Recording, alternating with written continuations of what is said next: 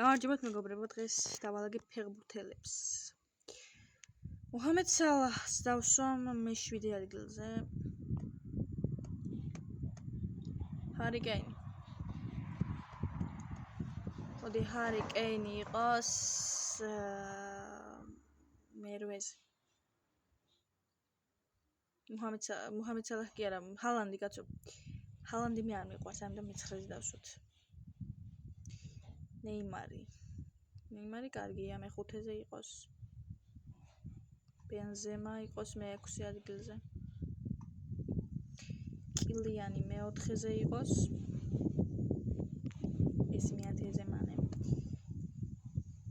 კევინ დე ბრუინი ძალიან ცუდად დავაგდა, მაგრამ სხვა გზა არ მაქვს. ესი მეორე. და რონალდო პირველზე. ერთი კევინ შევცვლი და კევინ დე ბრუინის მაგივრად დავაყენებდი კილიანს და მე-4-ზე დე ბრუინს დავაყენებდი მე-5-ზე და მე-4-ზე ნეიმარს.